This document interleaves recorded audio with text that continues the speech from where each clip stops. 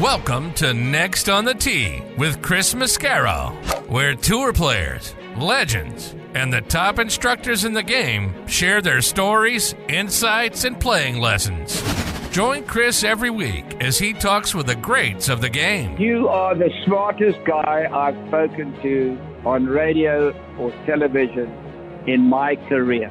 And Chris, again, you're knocking out of the park. You're like 8 under par in this interview. If I ever have any research, I'm hiring your tail to be the research man. You're the best. You're a fantastic host and tremendously respected in the golf community. Yeah, Chris, you do an amazing job, and your listeners are super lucky to have you, and it's always my pleasure. Chris Mascaro is the king of the golf podcast. Don't miss him on Tuesdays. Now, here's your host, Chris Mascaro.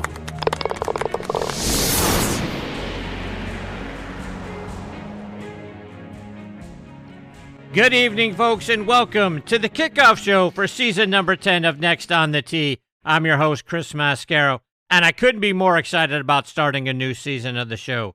Throughout the month of March, I'm going to be joined by legends like Hal Sutton, John Cook, Bob Ford, Tim Simpson, and Frank Nobilo, top instructors like Susie Whaley, Rob Strano, John Hughes, and of course, our resident director of instruction, Tom Patri, and people doing great things around the golf industry like Paul Doherty, Jack Curry, and Bart Romano.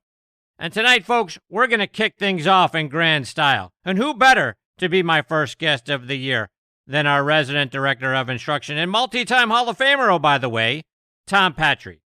Right after TP, I'm going to be joined by a 5-time winner on the PGA Tour, Jim Gallagher Jr. Following Jim, I'll be joined by 1978 PGA Champion and 1986 Players Champion John Mahaffey, and then we're going to round things out with the founder of On Point Golf, Briston Peterson. So a fantastic show in store for you this week and this month here on Next on the Tee. And as always, folks, thank you so much for tuning in and taking the journey with me tonight. I always like to kick things off by reminding you about our friends over at the Macklemore. We are partnering again with them this season, and as you guys know, my buddies and I have gone there for our annual golf trip the last 2 years, and it's such a wonderful place. The accommodations that they give you are fantastic, but the practice facility is great, complete with driving range and their Himalayas putting course. Plus, they've got a 6-hole short course, which is a great way to warm up before your round or have a lot of fun and play with a wedge and beer in hand following your round. The on-premise restaurant is called The Craig. They have great food and service. And to say the course is spectacular is an understatement. It's co-designed by our good friends Bill Bergen and Reese Jones. PGA Tour caddy and one of my favorite guests here on the show, Kip Henley, said, outside of Pebble Beach, it's the most beautiful 18th hole he's ever seen. Golf Digest agreed, naming it the best finishing hole in America since 2000. And Links Magazine doubled down on that, naming it one of the top 10 finishing holes in all of golf. See for yourself how outstanding the course and the resort are by going online to themacklemore.com. And let's talk about grips, folks. I want to remind you about our friends over at Lambkin Grips because every shot has its own unique feel. The trick? Feel comfortable with each one. And comfort is built into the very DNA of Sonar Plus Black Grips. Let's talk about our connection to the club, folks, and let's talk about our friends over at Lambkin Grips because every shot has its own unique feel. The trick? Feel comfortable with each one. And comfort is built into the very DNA of Sonar Plus Black Grips. Composed of their Genesis material that provides supreme comfort and durability, while their fingerprint technology creates a strong connection and unforgettable touch. The game changes from shot to shot. The feel in your hand shouldn't, though. Lambkin. Feel is everything. I also want to remind you about our friends over at TaylorMade and their all-new Stealth 2 driver. If there's one thing we know golfers want from a driver, it's distance, but there's also another thing we want, and that's forgiveness. And that's why TaylorMade designed the Stealth 2 driver with even more carbon and even more forgiveness. To learn more about the new Stealth 2 driver from TaylorMade, visit them online at TaylorMadeGolf.com. I also want to tell you about Lambkin Grips. Every shot has its own unique feel. The trick? Feel comfortable with each one. And comfort is built into the very DNA of Sonar Plus Black Grips.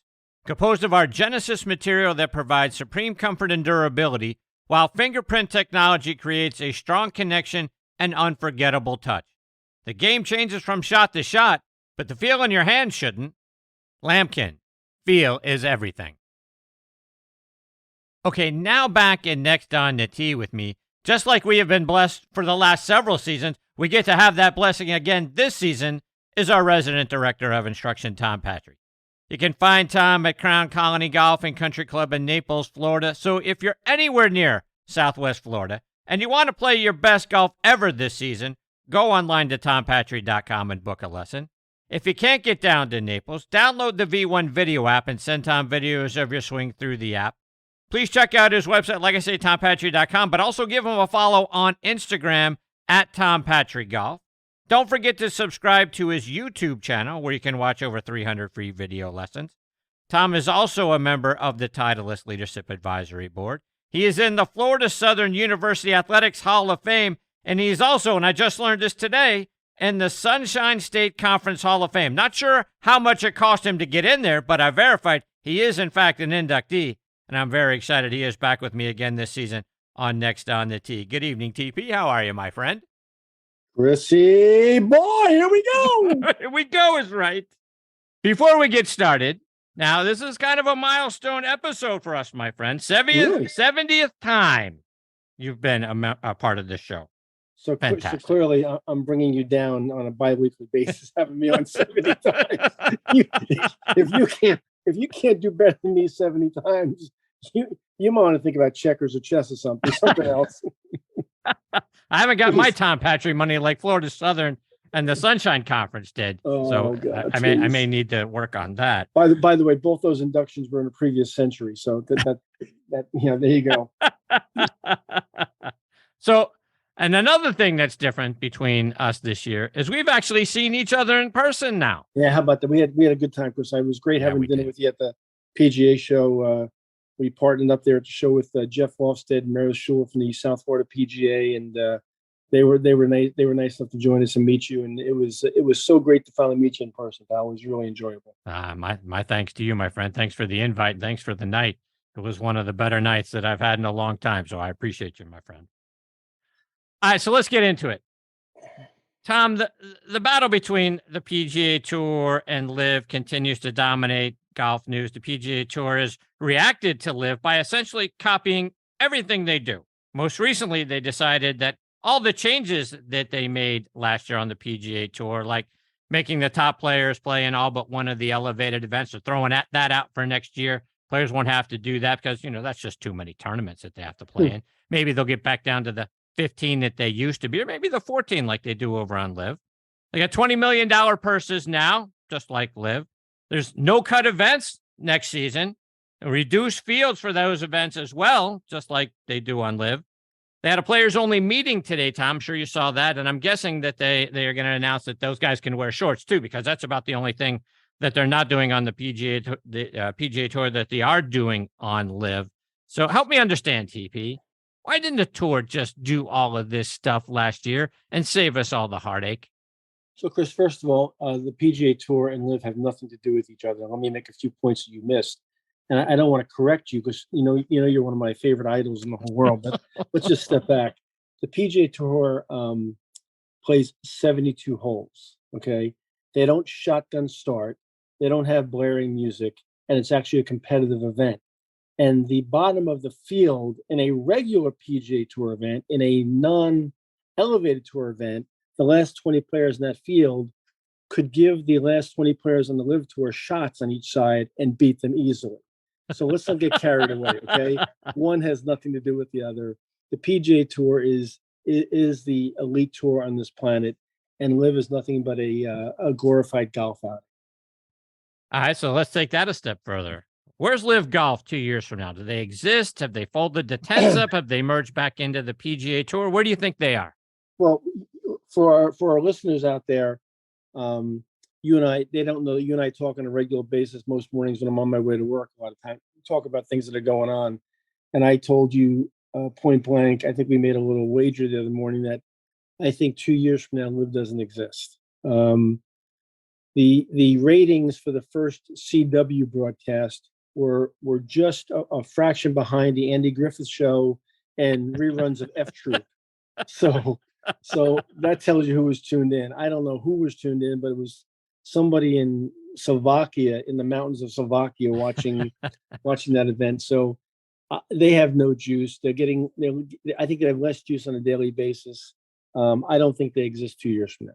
You're not buying that they had 3.2 million viewers last week across all platforms? You're not buying that number? And I think when we look at that number and we look at where those numbers came from, they were from some pretty obscure places on the planet. They weren't U.S. numbers, that's for sure. Listen, golf is a worldwide game. There's no doubt about it. But unless you have U.S. viewership and a very, very healthy U.S. viewership, you're not going anywhere.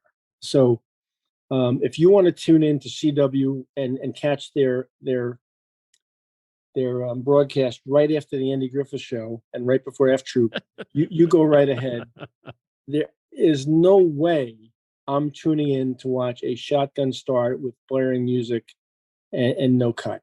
I'm not gonna listen. Can you name the 10th through 15th money winners on the LIV Tour currently? No. Okay, good. And you obviously the household names you can name, and you probably get about 10 deep because you watch golf. You're a golf fan. I'm a golf fan. We could name the top 10 players pretty easily. But after you get out of 10, you'd be struggling to name 11 through 20. Yeah. Correct. Okay. So let's just stop the nonsense. It's not even golf. Keep going. Next topic, please. All right, so we're on the heels of the Arnold Palmer Invitational, and Tom, I couldn't believe how many short putts the guys were missing during the final round, especially Jordan Spieth, who probably should have won the tournament going away, but he couldn't make a 5-footer. Jordan Spieth looked a little bit like my third place finishing at Crown Colony's Ladies Club Championship this past week. That was a Chris. Here's the one thing I don't understand. I still don't get this. Let's go back a couple years to Jordan Spieth's most remarkable year. I mean, he had an epic year. What was that? 17 or 18? 15. So it's a long time ago now. 15. Yeah. Do you remember that he putted remarkably well and unbelievably well from 10 feet and in? And if you remember and go back to those broadcasts, he was putting, kind of radically looking at the hole. Okay. He would set up, he'd turn and look at the hole, and he'd make the stroke. He made everything. Okay. Yep. So he obviously has that on film and on video captured. He knows that that's what he was doing to make those putts. Why did he go away from that? And as bad as it is right now, why wouldn't he go back to it and try it again? Right. Explain that to me. I mean, I don't get it. I mean, not only did he miss those 4 or 5 or 6 footers coming down the stretch, he didn't touch the hole. Right. He didn't. It wasn't even close. It was god awful. I don't get it. I'm sorry, I just don't get it. And Tom, over the years, we've heard players complain about how hard Bay Hill is. Last year, it was actually the toughest course on tour outside of the majors. You look back at guys that the greens are too crusty, they're too fast, they're too this, they're too that. Is Bay Hill too tough? Is Oakmont too tough? Is Shinnecock too tough? Is Olympic Club too tough? Is Oakland Hills too tough? Is Oak Hill too tough? No, I mean, listen. I think birdies are entertaining. Eagles are certainly entertaining. One of the reasons that we love the Masters is all the drama on the back nine on Sunday, the reachable par fives and things that can be done coming down the stretch. But you know what? I like to see those boys grind it out sometimes. I got to tell you, as a golf fan, I enjoy seeing them, with a little bit of heat, and a little bit of struggle. It makes them mortal. It makes them human again. Is Bay Hill tough? Bay Hill is very difficult. And is Bay Hill set up very difficult? Extremely difficult. And you get those greens, you take the water off those greens coming into the weekend, they get a little crusty and a little bit firm and fast. And you have deep Bermuda rough and you get the wind blowing a little bit in Orlando. It's not a picnic by any stretch of the imagination. Do I think we should back off on it? Not really. I think the objection, Chris, is that the Florida swing, when you play PGA National in the elevated event, which is a hard golf course. And then you come to Bay Hill, and then you go to TPC. And by the way, a non-elevated event at Valspar at Copperhead is a hard golf course too. That's a tough stretch of golf right there, for both for the elevated events and the non-elevated events. So is that too much in a short time period where they're just getting their brains beat in? It's certainly not easy. It's not. I mean, those guys probably look at that Florida swing. Oh man, I'm glad that was over. I got out of there. I'm still breathing. You actually got to spend some time with Mr. Palmer at both Bay Hill and Latrobe Country Club. What was that like? Arnold had this unique ability to, while you were, pardon my French, crapping your pants from meeting him for the first time, he had this unbelievable ability to make you instantly comfortable. He made it about you. He didn't make it about him.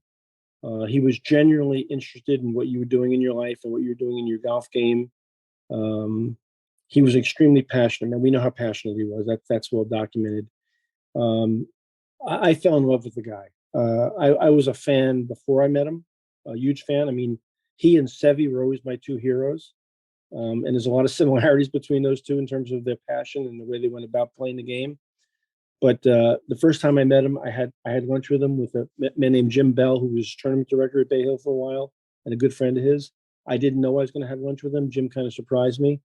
When he walked across the dining room at Bay Hill to sit down with us, I was choking like a dog. I was a 20-year-old junior at Florida Southern, and he sat down, and I'm telling you, Chris, within 90 seconds, he made you feel comfortable and at ease. He had that ability that it was a unique ability to do that, and I was whatever I felt about him before that meeting, it was quadrupled after that meeting. He was just a special dude, and then I got a chance, like you said, the year before he passed, to spend a day with him up at Latrobe. I'd never been there before, and that was something I'll never forget, ever. For those of us that want to make the trek to Latrobe now, is it a beautiful golf course? Is it more of a kind of a museum in honor of Mr. Palmer and how he got started? What's Latrobe like? We've never seen it. Obviously we get to see Bay Hill at the API, but we never see what Latrobe's like. I don't call Latrobe a country club. I call it a club in the country. It was his home. It was it's not ostentatious at all. It's kind of very, very laid back. It's tucked away in Western Pennsylvania. There's a barn out on the property, and in that barn, I got to visit it because of Arnold. That has every single artifact you can imagine from his career stored in that barn. The Pennzoil tractor's in there. Every golf bag he ever had after he turned professional is in there. Every Ryder Cup bag, every pair of golf shoes he ever owned is in there. Wow. Now think about this. Every golf club he's ever owned is in there. Every advertisement, poster board, picture that was on TV is hung on the wall. It's like a museum, and I think you can probably arrange to see it by calling out there. And they actually were very open about letting the group of guys I brought there go see it and walk through it and everything. It's a phenomenal place. I'm hoping, and I've heard rumor that they're going to restaurate the facility and clean it up and spruce it up and build some lodging and possibly turn the barn into a museum. If that happens, it's like a trip to Mecca on the golf side. It's a must do. But it reeks of Arnold every place you turn and every corner you turn. It was a special day spending time there with him. Tom, let's switch gears a little bit. And as one of the best instructors ever in this game, as far as I'm concerned, want to get your thoughts, particularly the impact an instructor can have on players at the top level, at the pro level. We talked about a month ago about the impact that instructors can have and guys returning to previous coaches. And your thoughts, if Tiger had never had Butch, if Butch was never in his life as an instructor, do you think Tiger, with his immense talent, still has the same career that we've seen him have? Or is some of that, at least a little bit of that, due to Butch's influence in teaching? I think certainly Tiger, if asked honestly, during those early years, if Butch elevated his game and took him to a place he hadn't dreamed of being before, listen, Tiger Woods is an incredible talent. Don't get me wrong. Would he have been Tiger the way we know him today without those early years of Butch? That's hard to say. I'd have to push the no button on that one. Butch is a very special talent, just like Tiger is a special talent. And there's certain combinations of people that get together at different parts of their career, like Ledbetter with Faldo. You can talk about certain relationships. Chuck Cook with Payne Stewart. You can go to certain relationships in golf that are very, very unique and very impactful. And I think that was maybe the most unique and impactful combination ever. I'll go a step further, Chris. I would venture to guess that if they had never had their falling out, Tiger would already be at Nicklaus's record. I really believe that. I mean, I think that the relationship was that special. I think it's a shame historically that they had their falling out and everything, because that was a very, very unique relationship. Which, maybe the best player that ever walked on the planet, and in my opinion, the best instructor in the game ever in Butch Harmon. Yeah, so that to your point, and I've had Gary Player say this on this show several times, that if Tiger had never changed his swing, he would have won 25 to 30 majors. And we know that there was a lot of pressure on the knees and stuff like that from the golf swing that he had. But to your point, if he sticks it out with Butch and they make whatever adjustments they needed to make to take some of the pressure off, boy, did he win 20, 25, 30 majors? I think he wins more majors than Nicklaus won. Let's put it that way. I don't know if we get to 30. That's a pretty incredible number, but we edge Jack out at this point, and I think Butch was also, with Earl passing away, I think Butch would have been a much more stable influence. I think when Earl passed away, Tiger got a little bit off the freeway, and down some side roads there a little bit personally.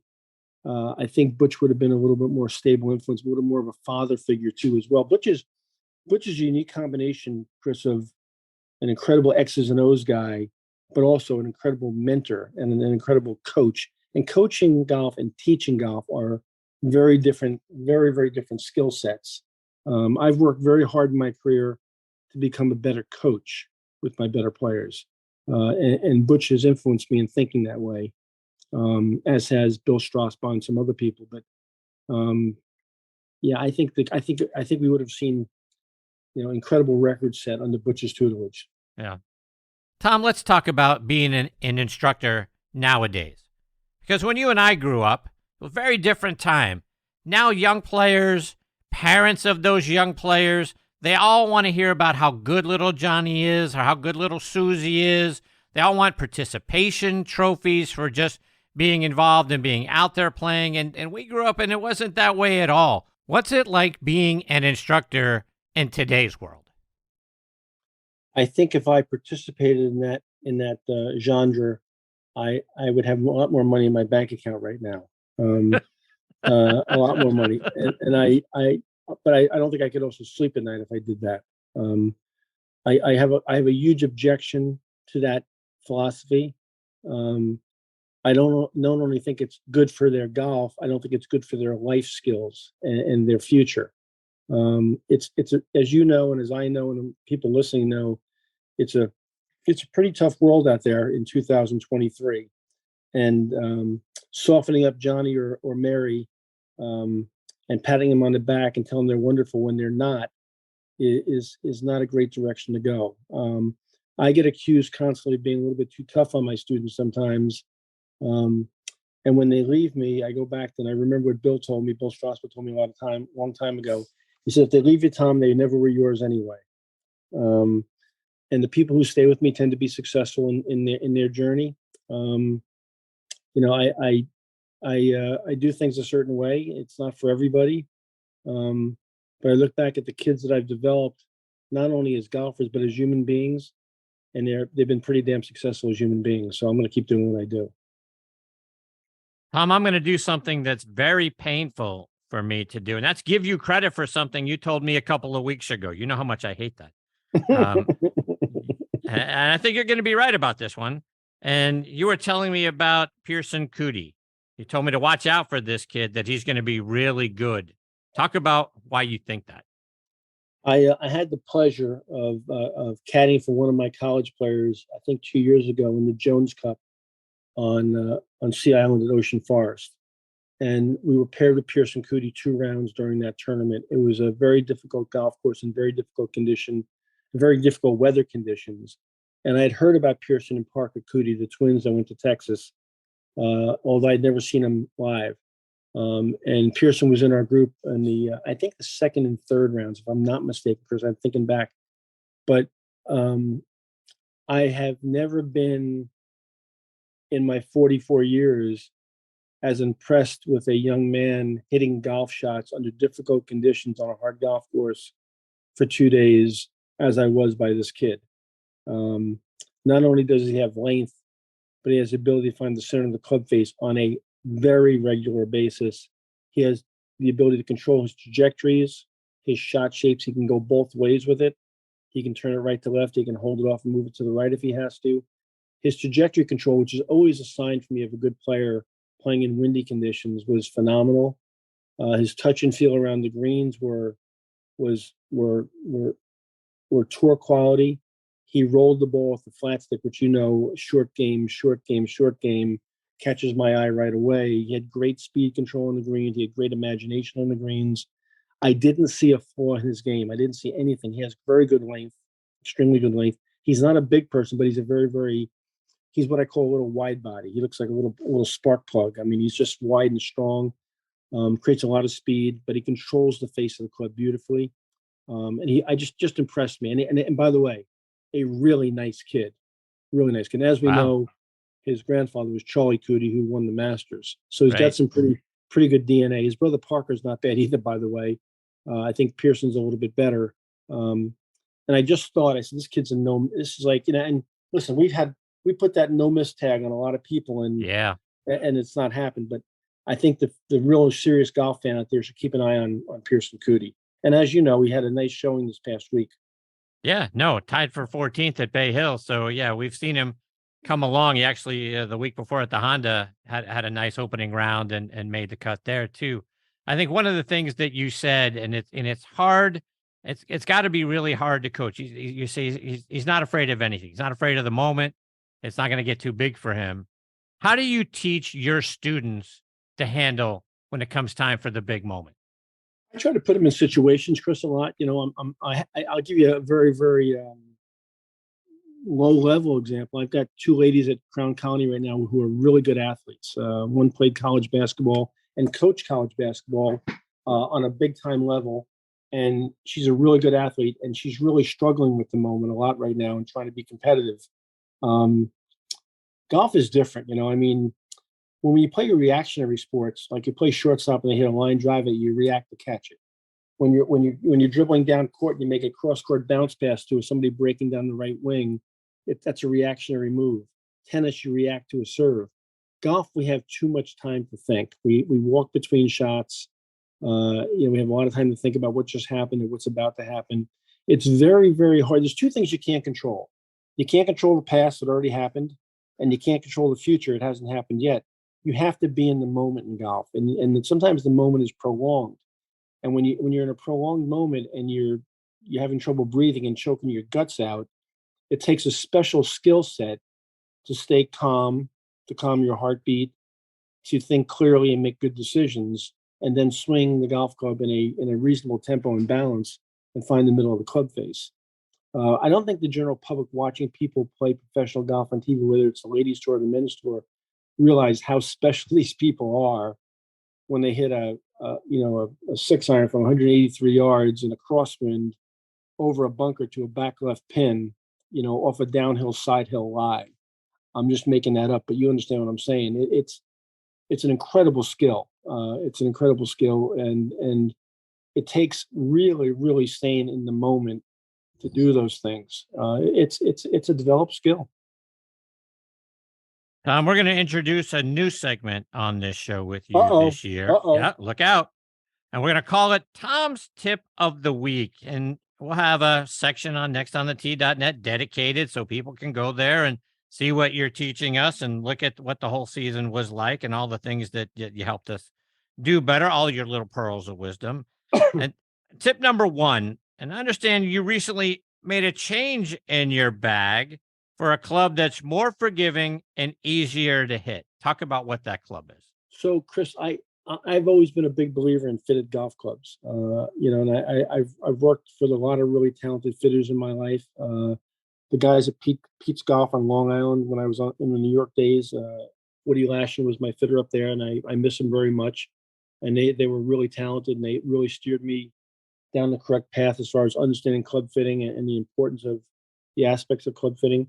And now in Naples, Woody's 1,200 miles away, and I've started a relationship with the fellows at Club Champion. And there's a guy in town here, Ian Pierceson, who's the manager of Club Champion in Naples, and I kind of leaned on him really hard. He does all Rocco Media's clubs, and there's a lot of guys on the Champions Tour. And I went to him recently and said, Ian, I'm thinking about making a change. Am I crazy? And I had a hybrid in my bag that was, as you know, all my clubs are Titleist clubs, and it was a good hybrid. And I hit it nicely, but I didn't launch it very high, and I really had trouble with front pins, and I just felt like the sweet spot was not as forgiving as I'd like it to be. And I said, am I crazy thinking about putting a 7-wood in my bag? And could I dial a 7-wood into the distance I'm hitting this hybrid to? And could I launch it higher? And could I, is it more forgiving? And he said, yes, it is. It would be. And we did a little experiment. We came up with some specs. And I went to my folks at Titleist at the factory, and they built a club for me. And it came in about 2.5 or 3 weeks ago now. And it's been a game changer.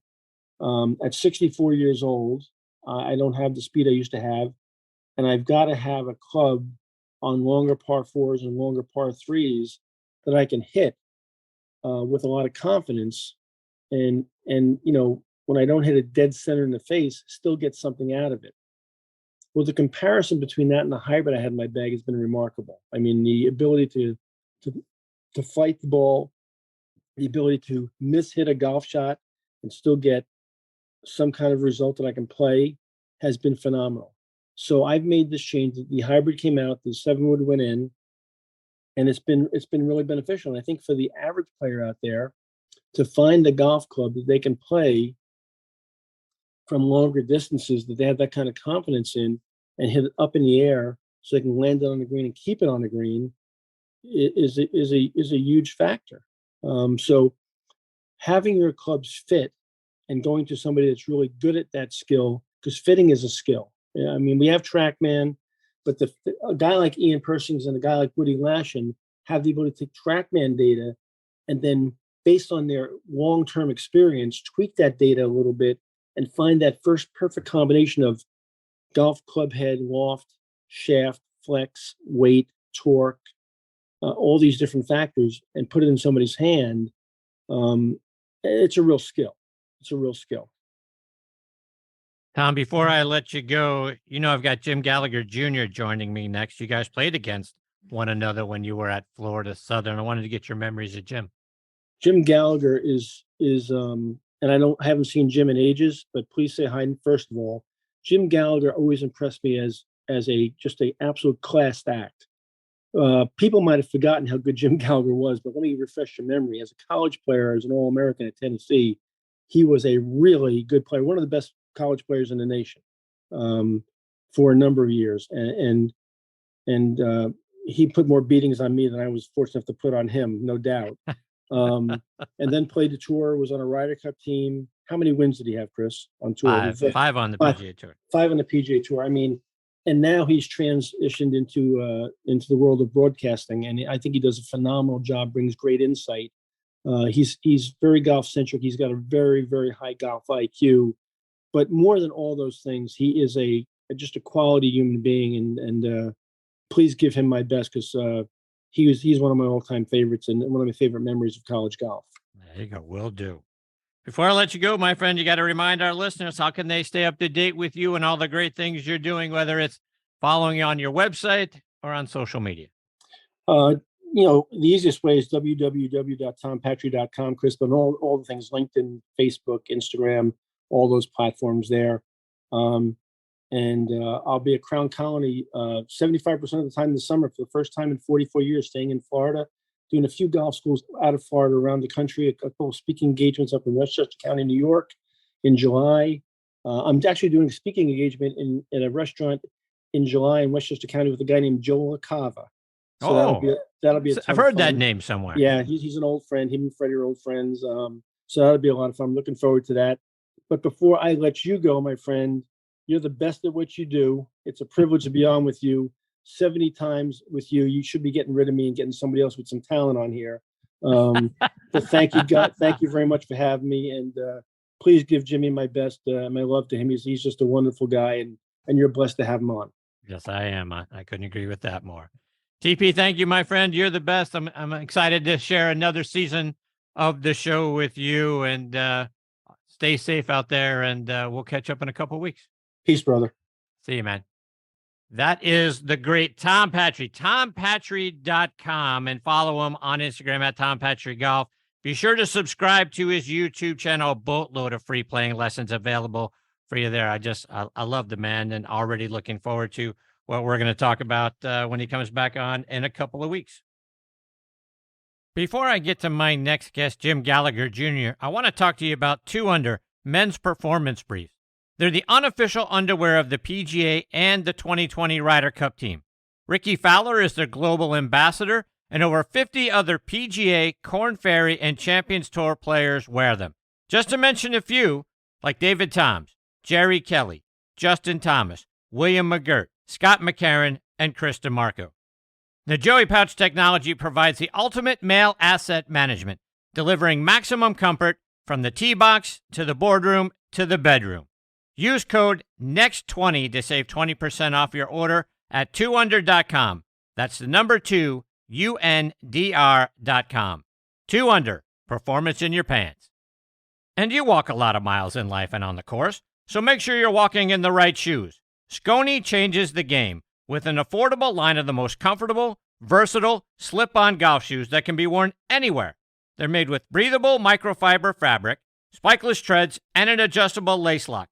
And they're easy to clean, too, so spend less time changing shoes and more time living in them.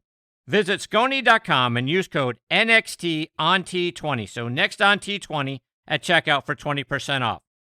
That's Skoni.com, SKONI.com. They're also available at golf specialty retailers and green grass pro shops nationwide. All right, now back with me here. And next on the tee is Jim Gallagher Jr. Let me remind you about Jim's background. He's from Johnstown, Pennsylvania, just down the road from my hometown of Pittsburgh. Grew up in Indiana, played his college golf, like Tom Patri just said, at the University of Tennessee, where he is the most decorated player in UT men's golf history. Lettered all 4 years from 1980 to 83. Was named the Volunteers Rookie of the Year that freshman year in 1980. Helped them win their first SEC championship that season, tied for 5th in that SEC championship on his own. In 1981, he won the Eastern Kentucky Invitational. He was named All-American in 1982 and All-SEC in 80 and 82. And in that 1982 season, he also won the Indiana Amateur and was named Team MVP. 1983 was a big season, repeated at the Indiana Amateur, and added wins at the Indiana Open and Wildcat Invitational.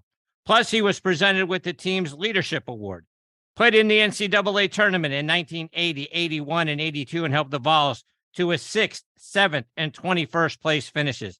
Turned pro in 83, and the PGA Tour got out on there in 1984, won 5 times on the PGA Tour, and was a member, as Tom also said, of the victorious 1993 Ryder Cup team and the 1994 President's Cup. Inducted into the Tennessee Sports Hall of Fame in 1995, and last summer he joined his wife Cissye as a member of the Mississippi Sports Hall of Fame. And I am thrilled he is with me tonight here on Next on the Tee. Hey, Jim, thanks for coming back on the show. I got to get you down mute, Jimmy. There we go. How's that? There we go. Oh, yeah. Tom should have been over here to help me. He's not good technologically. Well, I'm worse either. than he was. I couldn't even get hooked up. How you doing, Jim? I'm doing great. Got up here in my little studio I'm going to have here. So I've got my own decor, so it's not quite ready to go, but I did the best I could with what I got. Appreciate you. So, Jim, what was it like last summer to join your wife, Cissye, in the Mississippi Sports Hall of Fame? That was an incredible evening, and just, I mean, it's amazing to go in there with her. She's such an incredible player. 12 state AMs, gave up playing so she could be my wife and the mom of my 4 children. And I'm not sure I would have done that, but she sure did. And she's an incredible person. And it was an incredible night. All the kids were there. I'm amazed. I mean, you look at all the great athletes that are in that Hall of Fame, and to see me in there, it's very humbling, to say the least. Jim, I know you got your first win on the PGA Tour at the 1990 Greater Milwaukee Open, but I believe your first professional win came 5 years earlier in Hattiesburg, by the way, at the Old Magnolia Classic, which is now the Sanderson Farms Championship. You beat Paul Azinger in a playoff. Talk about what it was like getting your first pro win there. Yeah, I had lost my card and was playing what they called the Tournament Players Series. I think they had 6 events. The leading money winner got their card, and it was rained out the first day, and it was only 36 holes. But I did beat Paul on the first hole in the playoff, and Paul went on to have an incredible career. I always told him after I beat him, it kind of helped his career move along. But it gave me the confidence that I could play on that level, and I think that's the biggest thing I took from that. And it took me a few years to win on the PGA Tour, and I had a great run from 90 to 95 or 6. Started having, a bunch of kids, and just kind of felt like I wanted to be home when I turned about 40. And, I don't regret giving up those years of playing because I was with my kids, and I have an incredible relationship with them. I now have 3 grandsons, got 2 more grandchildren coming in the next month or 2. So I've been real blessed, and it's just really cool. We actually have my grandson, Jack, with me, James Thomas Gallagher IV, my son Thomas's son. And it's just so much. When you look back and all the great things you said about my career, I sit back and have to pinch myself sometimes of what I accomplished. Probably could have won a few more times, but overall, like I said, just a blessed career. And just, I look back and everyone says, do you miss competing? I miss competing and winning and playing at that top level. I miss the guys. I miss all that stuff. But because I'm doing TV now, I'm able to kind of still feel like I'm part of golf. And I think that's the great part of working for Golf Channel. I still feel part of it. These guys are so good that are playing the PGA Tour now. And there's just so many of them. When you look back at our best players versus their best, it'd be tough to compare that. But when you look at just the depth, week in, week out, these guys are so much better prepared than I was. College golf, it's on TV. And I think that's really helped a lot of these men and the women, both when the women to get ready for the LPGA. I think they play in front of cameras. They get used to doing interviews. I think it's just incredible when you look back at where golf was 10 years ago, 20 years ago, and even when I was playing. Jim, I want to talk about a couple of more of the tournaments that you played. And I had Tom Purtzer join me a couple of weeks ago, and you, Tom, and Greg Norman squared off in a playoff at the 1991 World Series of Golf. The 3 of you, the only players to break par that week. You guys tied at 1 under going into that playoff. Talk about what it was like battling not only those 2 guys, but Firestone at the time. Well, that was one of the hardest golf courses we played. And I had a lot of relatives, cousins that were there, and there had to be 20 or 40 of them every year. And I always seemed to play well there. I think more that the family was there, but man, if your game had any weaknesses, it exposed it. And I think that's one of the beautiful things there. Tom Purtzer, what a great golf swing, what a great person. And, the playoff, I felt like I could have won that year, but, he ended up winning. But I was nervous on the, getting there at the end. I hit an incredible shot out of the bunker at 17 out of the fairway bunker, knocked it on the green.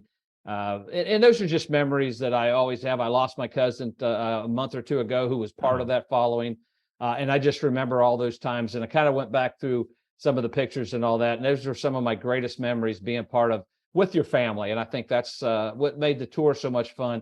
When my kids were traveling, Mary Langdon and Thomas, the tour was great. And then they started getting to the age where they didn't travel. And I missed that part. But one thing my friend Bruce Litsky told me, some of the best advice I ever had, he said, when you're on the golf course, your mind has to be on the golf course. When you're home, it needs to be home. And I think no athlete knows when it's time to retire or give it up.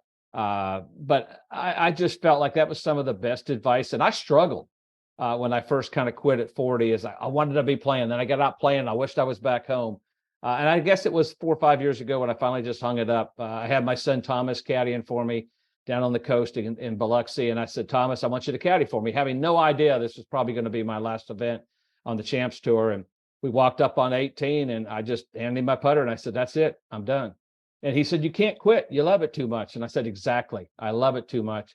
I just can't put the time in that it takes to be great. And I wanted you to be part of that.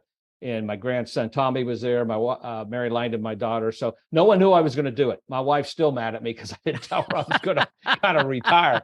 I just kind of walked off into the sunset, drove back to the Mississippi Delta. And lo and behold, it was just, it was so great to have him on the bag and spend that last trip around the golf course with him. Go back to 1993 at the Tour Championship. You shoot a course record 63 in the opening round. You hold off Norman this time to win the tournament, which had the richest purse in golf at that time. You earned the largest winning paycheck ever. What was it like not only beating Greg Norman to win the tournament, but then also to see your name beside that amount of money on a check?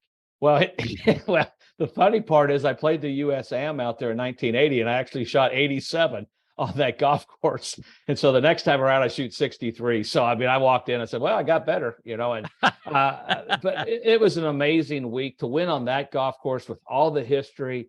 And I thought I'd made all the money in the world. At that time, 540,000 was a lot of money, and it still is a lot of money. I always kind of, when I played the PGA Tour, I tried not to think of the money. I tried to feel like they were points in my mind to kind of block out the fact that this is a lot of money. And now they're playing for so much money that it is a factor. I don't think you could put that out of your mind. But that week was a magical week. You know, I opened up, played with Gil Morgan that first day and shot 63. Didn't play that great the second round, and was in on TV sitting with Peter Jacobsen in the booth as Norman. I think he bogeyed 16, didn't birdie 17. He knocked it over the green at 18, which I felt like it was over. And the funny part is Ben Nelson, who is from Mississippi, was the tour official. And he was actually behind the green with me, and I had no one to hug because Cissye was pregnant with Thomas, so I just hugged Ben.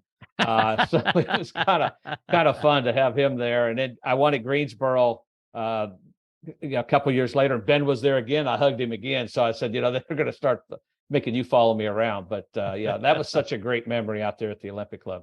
That's awesome. And Jim, just a couple more before I let you go, Sure. But we're a few weeks away from the Masters. You got to play in the tournament a few times. What's it like going out to the mailbox and finding that invitation sitting in there? Oh, it's incredible. You know, you dream as a kid to just play the golf course and then get the invite. And I was fortunate to I played it 5 times. A lot of guys played it more.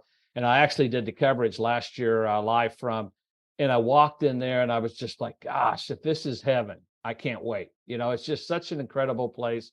All the history. We had Jack Nicklaus on, Tom Watson, Raymond Floyd. We had all these great past champions on the set, and we got to interview them. And I start thinking to myself, man, I'm a lucky guy. I'm sitting there and I had so much fun. Our Mark Loomis, who is one of our top guys there at the Golf Channel, sending me a text, are you having any fun? I said, man, I am just having the greatest time ever. And the kids were having fun watching me enjoy it. And it was just, it's an incredible place. When you look at all the history, and I probably could have played better there, but man, it just was an honor to play there.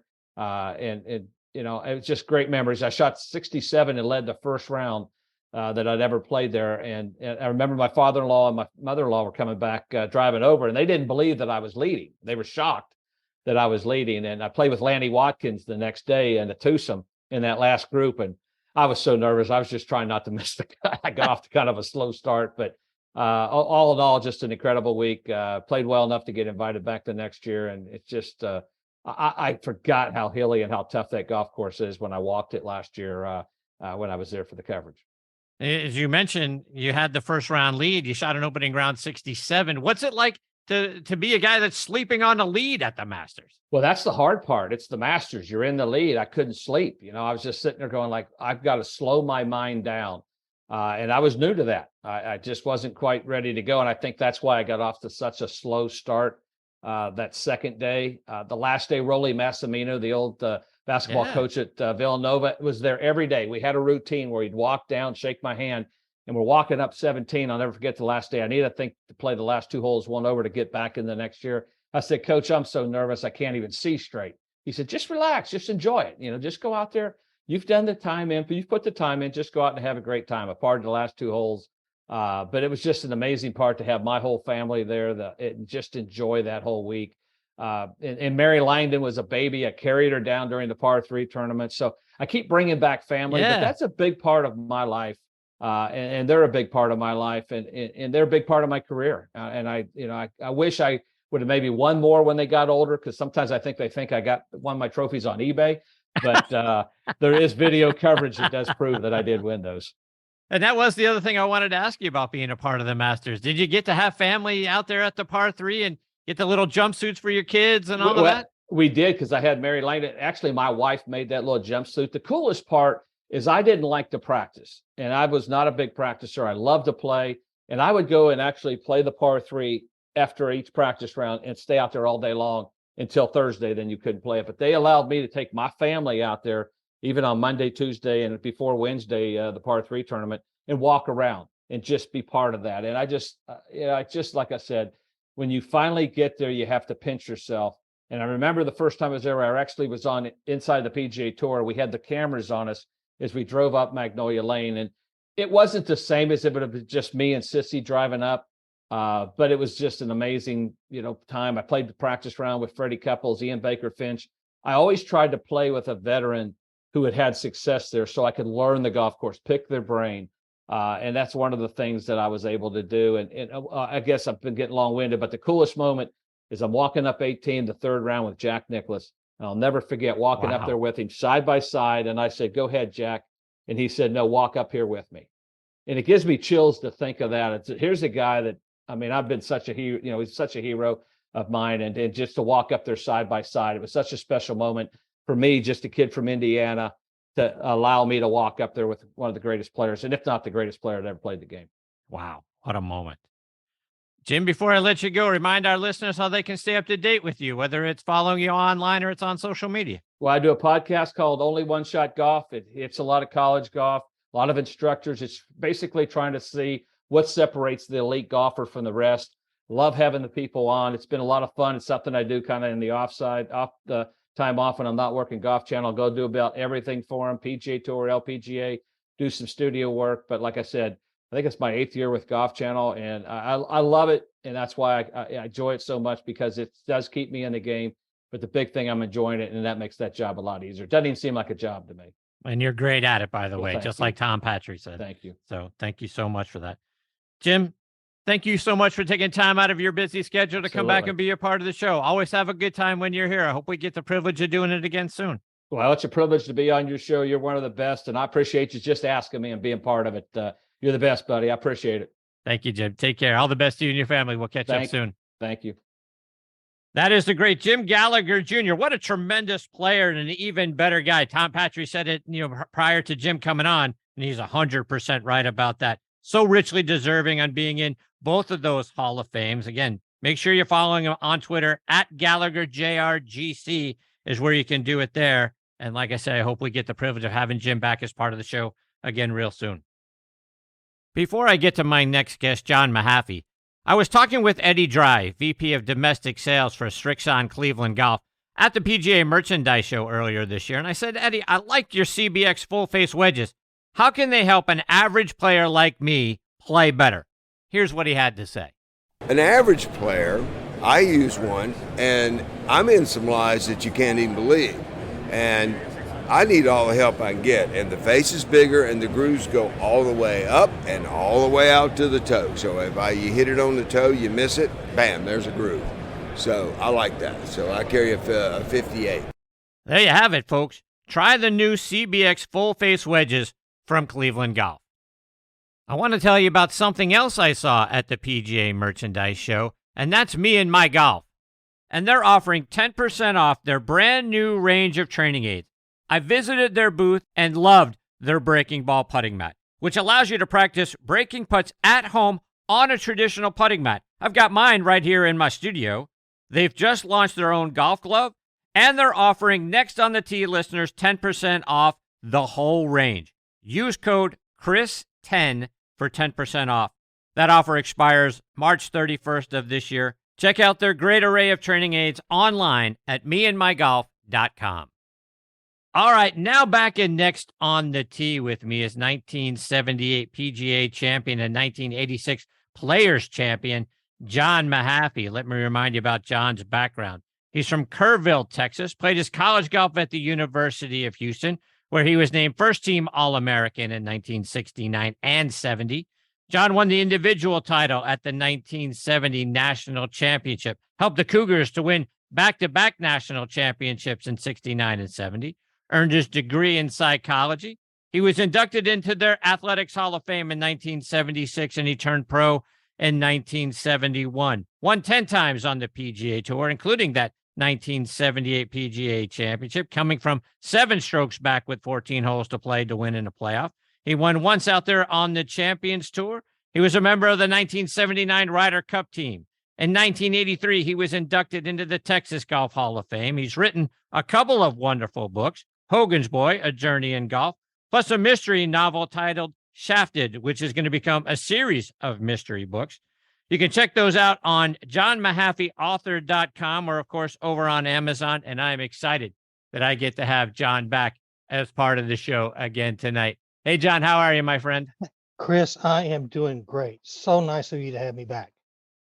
So, John, obviously we're here in Players Championship weeks. Got to bring back some great memories for you from your win in 1986, which didn't come easy, by the way, because nothing does, as TBC Sawgrass. Is this a little extra special week for you? It always is. I can remember back. It was always a good golf course for me because I hit a lot of fairways and I was always a good iron player. But that specific year, I was playing very well. And I remember making the cut and shooting 65 on Saturday, which actually put me in position. I think I was still 4 back of Larry Mize at the time, but it gave me an outside chance to win the golf tournament. And it unfortunately for Larry on the final round, he kind of I wouldn't say he fell apart. He had some unlucky breaks on the back 9, and I was able to catch him. But I will tell you one thing, Chris. I noticed in one of your teases for next on the tee that you had a picture of me on the 18th hole, the final hole, 72nd hole. That picture I'm looking at right now on my desk. That tee shot was the best tee shot in my entire career that I ever hit under pressure. Is that right? Absolutely. I had a friend of mine. We were sitting in the locker room before the final round, and he said, "Okay, answer this. What are you going to do if you get to the final hole and you got a chance to win the golf tournament and you have the honor?" The smartest shot, I said, my go-to shot's a fade, but that doesn't fit that hole. I'm not going to start it over the water and try to cut it back. That's not going to happen. I said, it's a draw. The draw is the shot to hit. He said, "Why don't you make yourself a promise to do that?" So when I reached the 18th hole, I did have the honor, and I looked over at my caddy and I thought to myself, "Do you have the courage to do this?" And I stepped over on the left side of the tee and made up my mind to do it. And it's a tee shot that I hit it's just like I drew it up in my mind, that hit the downslope and took off. It was against the wind, and I mean, it could have been in a more perfect position for a second shot. And wow. I think it led to my win because Larry missed the fairway right and ended up making bogey, and I had a 2-putt par. So, but to have that happen and to think back so many years ago when I was talking with Mr. Hogan in his office, and he had a list of the tournaments for the upcoming year, and he said, "Which tournaments are your favorite tournaments?" And I said, "Well," and I checked off about 25 of the 40 or whatever. And he threw it and he tore it up. And he says, every tournament golf course ought to be your favorite. He said, "Well, you and I go and practice all the time. All right. And I see you hitting all these golf shots. Then I watch you on TV and you're so one-dimensional. Why don't you play the shots you know how to play?" Finally, on that last hole at Sawgrass, I did that, so that's kind of a memory that I share with Mr. Hogan, I guess, in a way. Well, John, let's take that a half a step further, because as a guy that has never been in that arena, but stepping up on that 18th tee and all that water down the left-hand side, and then, kind of bends back, to the left. I mean, there's a lot of negative thoughts can come into your mind about that water. How do you block that out? And then for you to hit a hook, that could very easily if you miss it by a little. Oh yeah, well, it's easy to pull hook it, isn't it? If you try Yes. to hit a hook. Yeah. Well, the thing is, I think the fact that I had it in my mind when I walked on the golf course in the morning. I mean that afternoon. Sorry. Yep. And when I got to the tee, I was focused on hitting that tee shot.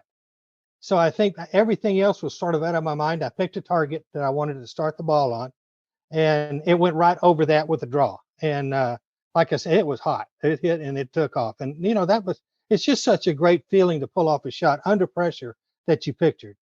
Yeah, no doubt. And as you mentioned, Larry Mize led the tournament by 4 going into the final round. In fact, he was still 3 up with 4 holes to go. But I read that you went over to him after you won and you said you were sorry. And I get that, he struggled over the last few holes and all of that sort of thing. But you still had to put yourself in position to win. You still had to play well. And you never gave up on the thought that you could still win, even when you were down 3 with 4 holes to go. Talk about sort of that range of emotions over the last few holes, from being down and out of it, essentially, in all, for all intents and purposes, to standing over about a 3-footer to win it. Well, that's golf, isn't it? I mean, Yeah. You think about it, you're really never done till it's all over. I mean, who knows what a guy's going to make on the last hole? You may birdie the last hole and be, well, for instance, in the PGA, being 7 back with 14 holes to play, and all of a sudden everything turned in my favor and against Tom Watson. Those things happen. I don't know if it's the golf gods or what it is, but they blessed me a few times, I'll tell you that. And that was certainly one of them there. But when I went over and told Larry that I was sorry, I had a similar situation, reversed roles, in the 1975 U.S. Open when Lou Graham beat me on Monday. And I remember sitting at the presentation, and Patsy Graham, his wife, was behind me, and she tapped me on the shoulder and she leaned over and she says, "I just want to tell you one thing." She said, "John, you're a young man with a lot of talent. This was Louis's last chance. You're going to have plenty of chances, plenty of opportunity. Just hang in there." I thought that was so gracious of her to say that. And it stuck with me. And, golf is a game, you fight till the very end. But then, and then you congratulate the players that you played with, on a good fight. And you love that. That's part of the deal, the competition. I know that Jim Gallagher was talking about competition. That's the one thing I miss. I don't play golf anymore at all because of hip issues and so forth. And I'm writing like crazy, but books like crazy, and not always about golf. But anyway, it's just I miss the camaraderie. I miss the competition coming down the last 9 holes with a chance to win. And I'm wondering, did you return the favor to Larry? Because, Larry would obviously go on the next year to win the Masters. But I read that he had said that, after losing to you at the Players, that he just didn't know how to finish. He had to learn how to finish. And obviously he finished really well at the 87 Masters. Did you talk to him about that? I don't, but I'm glad you brought something about not knowing how to finish. I don't bring this up very often because it was kind of hurtful at the time, but I think it meant something to me later. In 1976, in the U.S. Open at Atlanta Athletic Club, I lost to Jerry Pate on the last 3 holes. And in the press conference, and he was obviously in there first, being the champion. And I came in afterwards, and I heard him say something. One of the reporters said, "Do you feel sorry for John Mahaffey because he's been so close to winning U.S. Opens back to back?" He said, "No, he's got to learn how to finish it off." Well, ironically, Jerry was one of the guys I beat in the playoff for the PGA, which, that's the irony of the game, isn't it, pal? I mean, Tom Watson was one of my best friends, and I got a little revenge on Jerry Pate. Wonderful week all the way around in a tournament that changed my life. But, that's it. That's just the nature of the beast. That's golf. Yeah. How did winning that 78 PGA change your life? Well, I look at it this way. My entire life had been a battle in a way, and I'm not going to get in too deeply into it, but I always had to struggle being strong to play sports and stuff like that. And I always was good at sports. I lettered in every sport I played. I had basketball scholarship offers before, and won to University of Houston to play golf. And there was no doubt where I was going at 5'9". I was going to play golf at the best golf school in the country at that time. But it's you get a mindset that you're never going to give up, and you're going to, even though you're struggling, you're going to hang in and do what it takes to get there. John, I want to switch gears a little bit. I want to get your thoughts on everything going on in the PGA Tour. Obviously, this LIV thing has really turned things upside down over the last 12 months or so. What's your thought about where we're at right now in the game of golf? It's confusing at best. I'll say that. I never imagined it would get to this point, but to me, I've been thinking about it for quite a while, and I'm not really trying to take sides on this, but just look at it,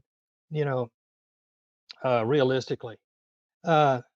It's a choice, not a mandate for these players to go to LIV, right? Yep. Choices have consequences, correct? Yes. What comes to mind to me is, okay, who's your huckleberry? Who has your back when you do this? You're making a career commitment into this. And there's some people that have gone over there that will never be forgotten in the game because they've got a tremendous record. They're Hall of Fame players and stuff like that. I understand that.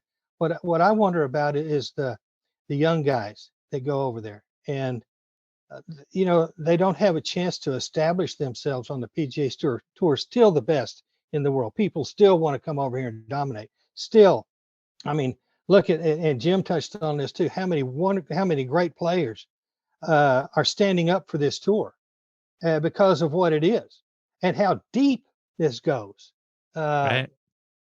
It's amazing, but I'd like to touch on a couple of things that kind of, I read all about this stuff. I'm never going to get away from loving golf and reading about it. But, a couple of people have talked about these not being original ideas that the tour's come up with. And I agree that some of them are a little bit, might look like they're copying somebody. But I was on the policy board back to back in 1981 to 1986. All right. And during that period of time, Dean Beeman was commissioner. Dale DeMint was chairman of the board. And TPC Sawgrass opened in 1980. So in 1981, we approved the TPC network. All right. What that did was it guaranteed income for reserves, funds, purses, and retirement for the players.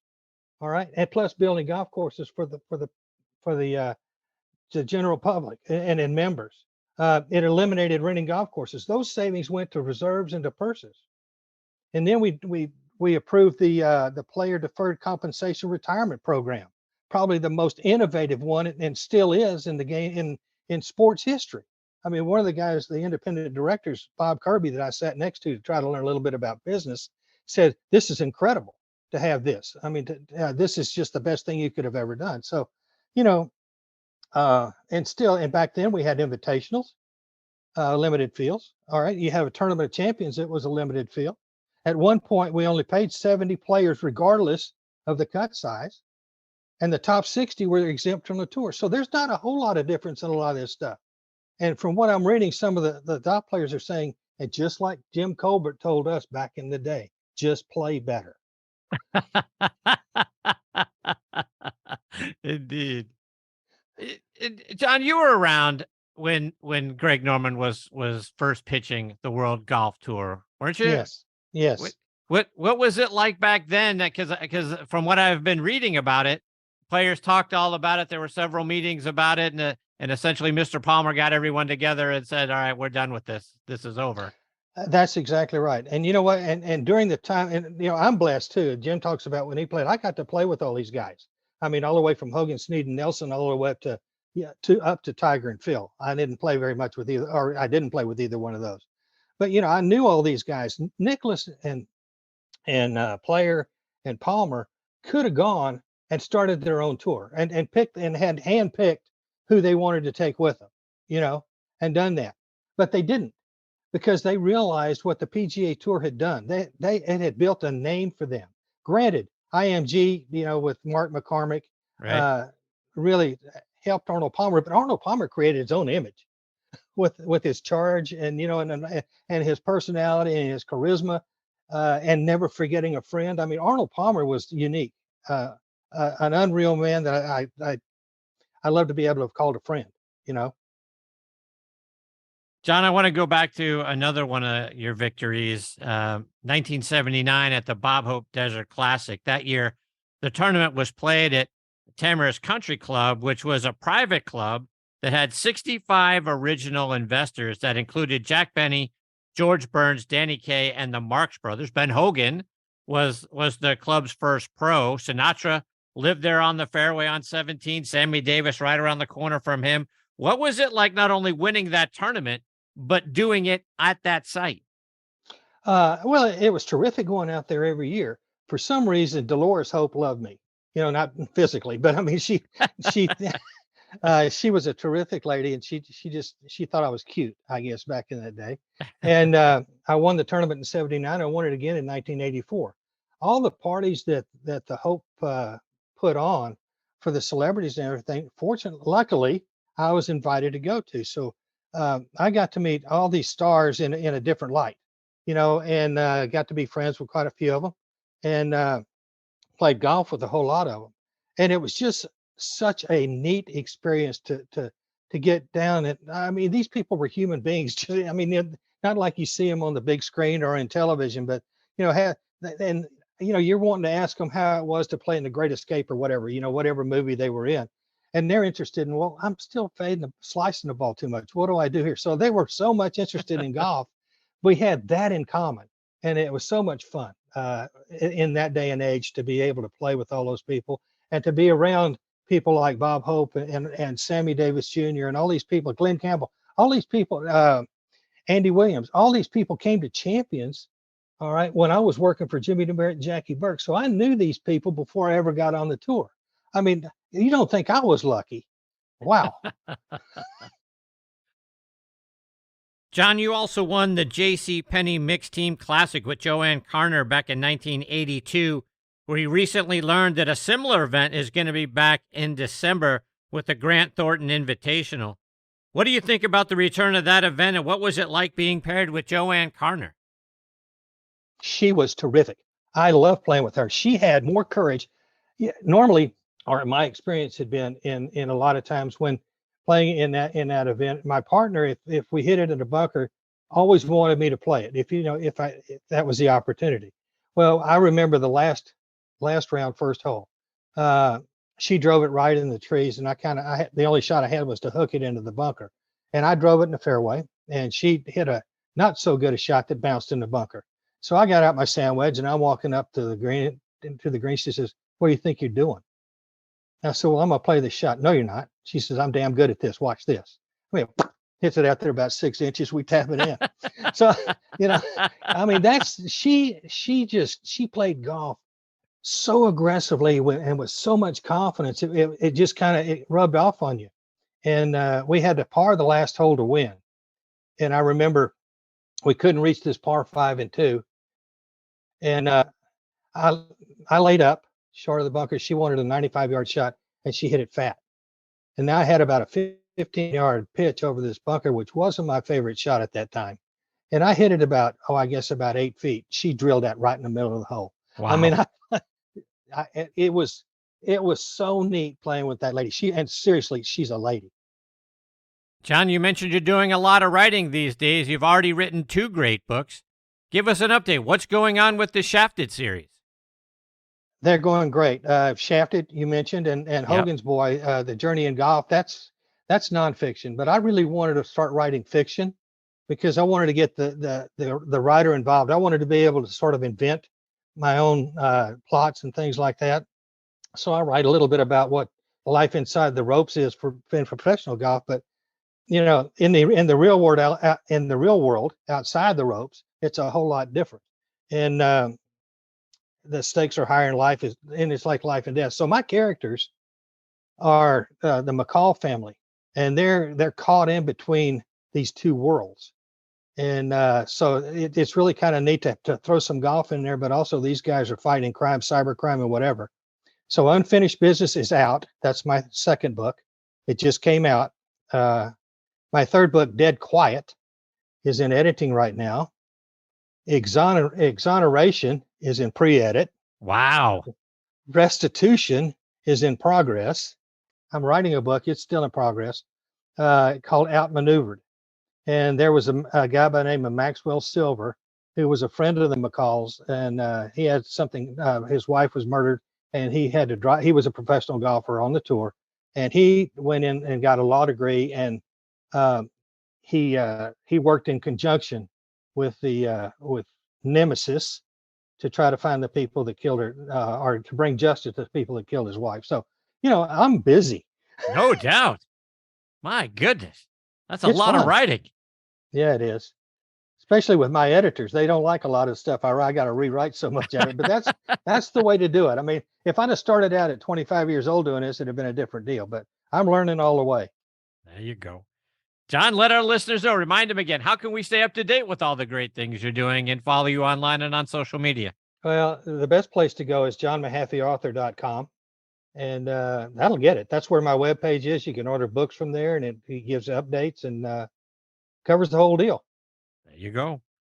John, it's always a thrill to have you as part of the show. I get excited every time you say yes that you'll come back on the show. I look forward to it very much. Thank you so much for being generous with your time and coming back and being a part of the show tonight. I love it. I mean, you're the best. You know that, right? I appreciate it. I'm serious. It's fun to be on here, and I'll do it anytime you want. Well, I appreciate that very much, John. Take care, my friend. All the best to you and your family. Look forward to catching up with you again soon. Thanks, Chris. See you, John. That is the great John Mahaffey. 16 professional wins, including a PGA and a Players Championship. And as you just heard, one heck of a great guy. He's so great to talk to, folks. He's an outstanding person, an outstanding writer, and was one of the great golfers of the 1970s and the 1980s. Again, make sure on Amazon or on johnmahaffeyauthor.com, go out and get all these books and get excited about the ones that are in the hopper that are going to be along just shortly after that. I'm already looking forward to the next time I'm privileged enough to have John as part of the show. Hopefully, like I say, that's very soon. Before I get to my next guest, Briston Peterson, I want to remind you about our friends over at Adele Golf. Power and precision. Adele Golf's SMS and SMS Pro irons offer the ultimate in iron adjustability. Featuring the revolutionary swing match weighting technology, precisely dial in each iron to your swing by moving the heaviest weight to its optimal position for maximum performance. Learn more about them by going to adelegolf.com. And are you looking for the ultimate Myrtle Beach golf experience? Well, it's only a click away. Check out the two-play special at two of America's most awarded public golf courses, Caledonia Golf and Fish Club and True Blue Golf Club. They're both low country masterpieces featuring two iconic Mike Strands designs. Play these two incredible courses for one great price. Visit CaledoniaGolfandFishClub.com to learn more about the two-play special and book your tee time today. That's CaledoniaGolfandFishClub.com. All right, now next on the tee with me is Briston Peterson. Briston is the co-founder of On Point Golf, one of the great products I got introduced to during the PGA Merchandise Show.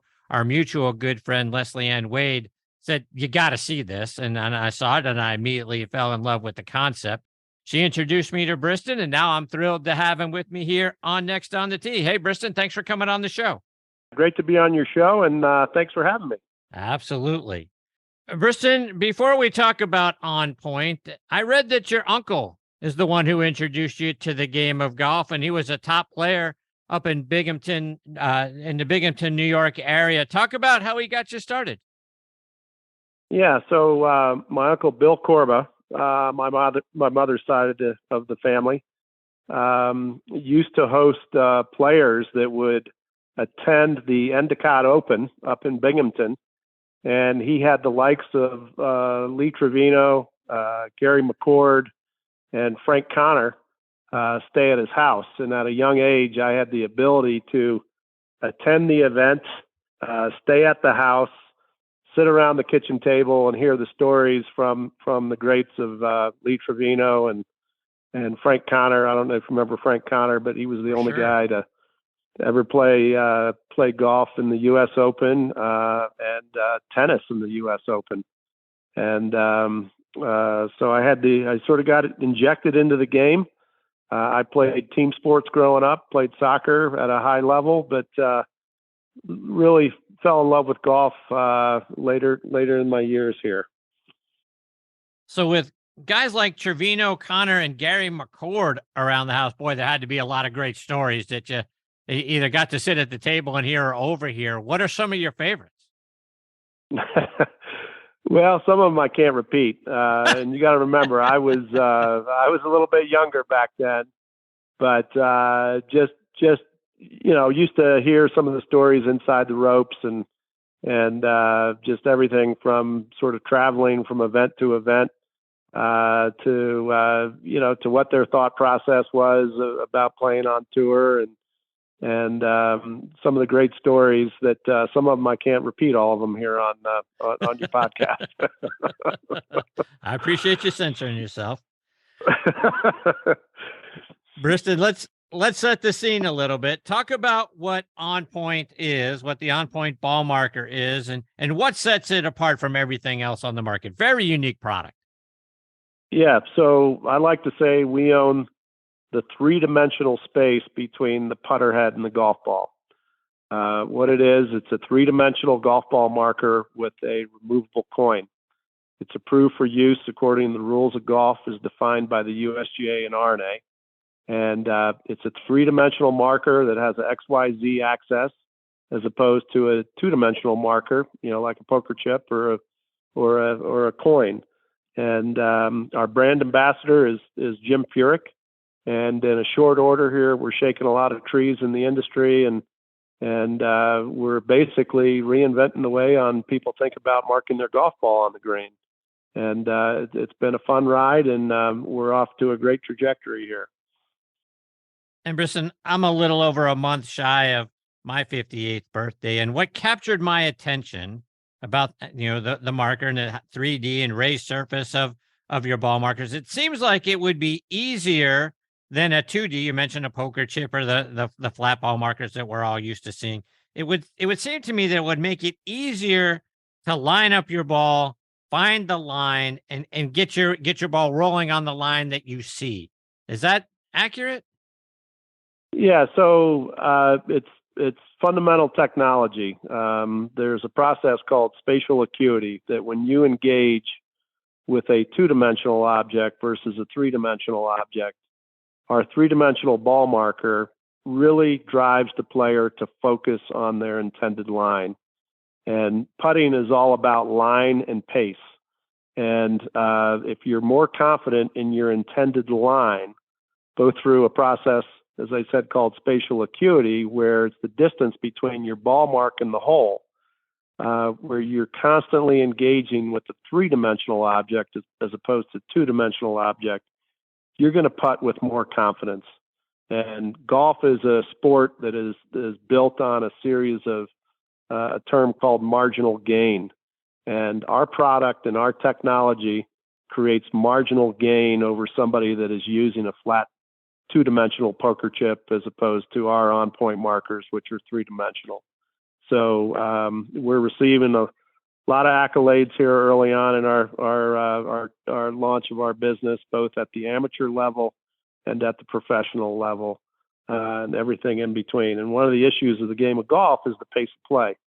And the pace of play, especially on the greens, by using On Point, it forces the player to constantly engage with their line so that when they're ready and it's their time to putt, they can stand up and execute their putt with a little bit more confidence in their intended line. And it will help improve the pace of play. Briston, you mentioned marginal gain. Talk about what that is.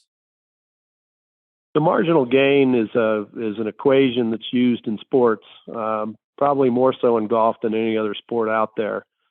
That if I'm playing a game with you or I'm playing a match with you, and I have better golf shoes, or I have a better shaft in my driver, or I have a better golf ball, or I'm using technology to my advantage, I just created marginal gain over you. And if I could sink a putt, avoid three putts, make a birdie putt, whatever the case may be, by incorporating my on-point marker into my play, and you're just using a flat two-dimensional marker, I just created marginal gain over you by my technology and my modality that I used into play. And the entire golf industry is built off of that principle. As you said, when you see this thing in the PGA show, and if you've ever been to the event in Orlando and you walk around the acres and acres of various manufacturers and what the latest technology is, what the latest clubs are, whatever the case may be. The entire industry, like any other sport, is more built on fundamentally trying to improve your game through technology, through products, through the incorporation of various products to help improve your play, which ultimately will help lower your score. And on-point marker, I've seen it in use time and time again. And once people understand how to use the modality and incorporate it into their putting routine, it's been very successful in making players have more confidence on executing their putt. Briston, you mentioned Jim Furyk a moment ago, and he's using on-point ball markers now out there on the Champions Tour. How'd you come across Jim? Yeah, so this is a great story. So a good friend of mine gets invited to, Jim puts on a tournament at the end of every season called the Jackleg, and he invites 24 of his best friends. And it's a time for Jim where he can download off the tour and invite his friends and just sort of relax. And my good friend from high school had some prototypes of the on-point marker, and Ray happened to be in the same group with Jim, and Jim goes up to Ray and says, "Hey, Ray, what is that?" Ray tells him the whole story. Unbeknownst to me, Jim goes out and uses the product. And before I had a business deal structured with Jim, where Jim really broke the product out in public is where he used it at the Players event, where he finished second to Rory, and used it on all of his longer putts.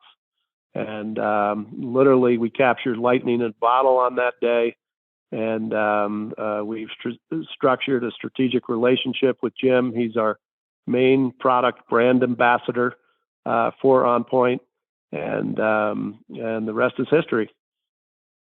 In addition to Jim, Briston, I have to believe you're getting feedback from golfers at all levels. What are some of the other success stories that have made their way back to you? Well, there's been some great success stories through just through the product and through the use of the product. And I'd like to say our company is growing organically. A great success story back in this past year in 2022, we were just voted one of the top 10 selling products at Golf Magazine, golf.com. And that's been a really great success. We got written up twice in last year's publications in Golf Magazine. And you can imagine anytime there's a little kerosene put on the fire, sales go through the roof. We do all of our sales online through Shopify. And anybody can visit our website at onpointgolf.us and look at the various products and the various SKUs that we have to offer. But some of the best success stories we've had have been, some memos or emails that I receive from just average players like you and I that enjoy the game, love the game of golf, and write back and say, hey, really love the product. I'm passing this on to my friends, or I'm buying gift packages, sending them, to my foursome that I play with. And I'm seeing this around the world. I'm getting emails and text messages from people in England, Ireland, Scotland, and Wales, and all across the country. So it's a very rewarding business to be in when you're changing the way fundamentally that people think about how do you mark your golf ball on a green, and what does everybody do in the game of golf? We all mark our golf ball on the green. Briston, talk about some of the different variations of the product. I mean, you have ones that are very similar to the TP5 picks. You've got Optic Yellow, which is one of my favorites. You've got the 3-rail that looks like the Callaway golf ball. Talk about the different styles of markers that you have available. Yeah, so you don't necessarily need to be a line putter, meaning that you put lines on your golf ball depending on the golf ball that you use. But if you can imagine any alignment technology that is put on a golf ball and any alignment technology that is put on a putter head. We virtually have probably about 70 or 80 different SKUs, but we do not want to confuse the market at this point. But our number one seller, you mentioned the Callaway triple track ball. We have a 3-rail domed golf ball marker that fits seamlessly between the Odyssey putter head and the Callaway Chrome Soft ball, which basically aligns with the 3-rail. That's our number one seller, basically on about a 3-to-1 margin. But if you can imagine, what do most people mark their golf ball with if they happen to be a line putter? They typically pull out a black Sharpie, a red Sharpie, or a blue Sharpie. And our next most popular ones are the single line thin domed marker that either has a black single line rail or the single line red rail. But we also have units that align seamlessly with the TPX ball. And if you look at what TaylorMade, just recently launched here with some other color schemes that they're putting, as you can imagine, when we see a major golf ball manufacturer sort of setting the pace on how they're using alignment technology into the golf ball, we're bringing that same technology into our patented 3-dimensional ball marker, and just really owning the space between the putter head and the golf ball. And Briston, you guys have branched out into other things. You got golf gloves and towels and putter grips. Talk about the other things that you have available. Yeah, so that's really come by customer demand. So we have putter grips. We have a 1.0, 2.0, and a 3.0 putter grip that we offer. We have hats that if we could keep them in stock. We got a new order coming in of hats. A lot of people are very fond of our On Point logo, and we have patented and trademarked the products. We've trademarked the On Point logo, and just the term On Point. If you look it up, it has a lot of different connotations. That cross-pollinate with sports, or that person was on point, or that putter was on point, or that was an on point. Golf shot, whatever it is. So we really tried to be creative on how we, named our company. And we're being mindful of the products that we bring onto our website. We just launched some putter heads, both in a blade style as well as a mallet style. Those sold out pretty rapidly. So we just try to listen to our customers, but our number one business is being the only 3-dimensional ball marker that golf has to offer. You mentioned the number of SKUs that you guys have. I also read that you've got a backlog of products that you're waiting to release. Is there some peek under the tent we can get? What are some of the things that we can look forward to coming out next? Yeah, I mean, there's a lot of variants and colors that you're seeing on golf balls now. There's a lot of two-tone colors that you see. The ability to customize our 28 millimeter coin, it distinguishes us from a lot of different ball markers out there. So we can custom brand the coin with any corporate logo, charity event, golf club, you name it. That's a big seller for us on the ability to customize the removable coin on the bottom of the marker. But what I don't want to do at this stage is confuse the customer with too many SKUs. I think we know what our number 1, number 2, number 3 sellers are. There's another unit that we have on the website called the Oreo. It's the inverse colors. So it's basically a dark metallic ball marker with a white line.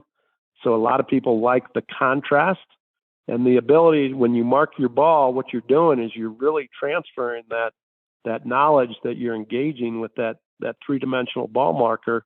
Then when you put your ball in play, all you're doing is transfer the knowledge that you create out of your ball marker into your ball. So we got a number of things we're doing. We continue to refine our patent, refined our art, and we never want to protect we never want to really close the door on our patent, because I'm confident that somebody's going to come out of the woodwork and try and challenge us or try and steal the idea, or because it's a pretty valuable space between the putter head and the golf ball, and no major manufacturer has addressed that space the way we're addressing it. I'm sure guys out on the Champions Tour have seen Jim using the product. Are there other players looking to become brand ambassadors? Yeah, we have a number of brand ambassadors. We have some teaching instructors. Nick Bradley, that may be a name that you're familiar with. Yes. He was at one time. He ran Traditions Golf Academy in Pinehurst. Nick is one of our top instructors that is a brand ambassador for us. He used to coach Justin Rhodes and Nick Faldo. He's written a number of books.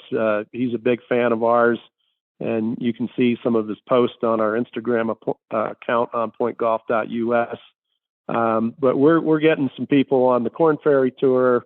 I can't mention any names just yet, but we're in some serious conversations with some other folks on the PGA Tour.